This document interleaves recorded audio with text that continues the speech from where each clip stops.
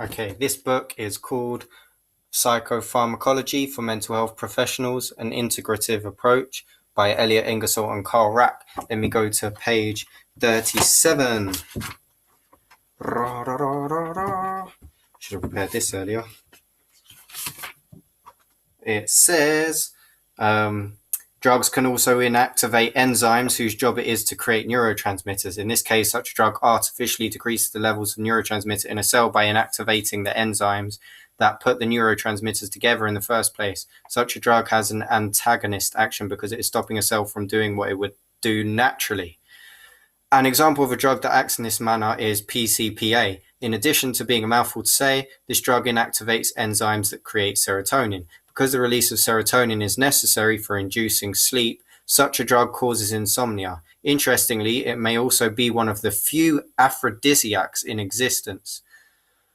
Because serotonin is also related to subduing sexual response, animal studies have correlated hypersexuality with its artificial decrease from taking PCPA. This is not stuff to be giving to children, to pregnant mums or the public without informing them from trials that lasted 4 to 8 weeks. This is testing drugs on the public. This is using the public as guinea pigs for some sick experiment. If you relate this to the Nazis, how now they drug all our children with Ritalin, which is if you look it up, it works exactly like amphetamine. So it is an amphetamine. It's just a licensed, patented amphetamine. And this is so cruel. The way, as you know, the Nazis done it is they gave it to people in the army. They gave their SS soldiers Ritalin. Well, not Ritalin. I mean, other amphetamines to keep them concentrated and awake and less creative. So they do follow orders. And they're giving this to children. This is just so wrong. I can't believe my humankind is doing this. They don't follow up on the long-term damage or studies. It says on a lot of the manufacturer leaflets of these drugs, this has not been tested long-term on the use in adolescents. So it hasn't been tested long-term on anywhere. This is only secretly, but the drug companies do their own regulation. They do not have to publish studies. They do not want to publish, and they find all the time. Every single drug is fined. I need to read more in this book, really, but it's important to know that the same thing, and they done it. What do you think they done in the SS schools that they got the children? They were training the children in Nazi Germany. They were giving them state education on to be soldiers.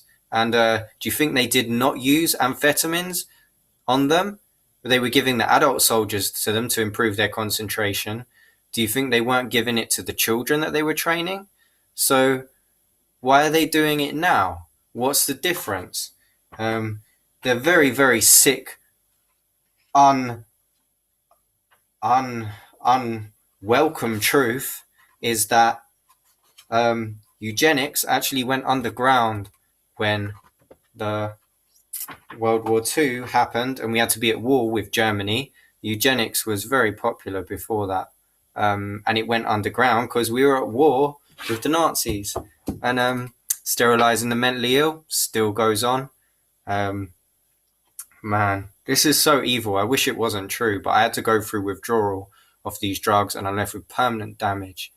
I'm in torture pain. I wake up in hell every single day.